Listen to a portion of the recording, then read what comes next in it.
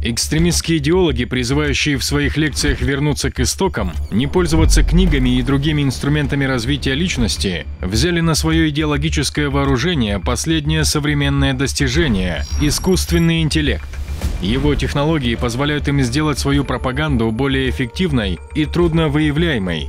Благодаря доступности искусственного интеллекта, они в буквальном смысле штампуют свой контент, используя для его распространения армии ботов и троллей. Новое достижение позволяет им создавать фальшивых персонажей с лицами известных личностей, которые якобы поддерживают радикальные идеи. Вербовщики также используют искусственный интеллект для тестирования и оптимизации своего контента. Он позволяет им анализировать, какие материалы получают наибольший отклик и ориентирует в последующей работе.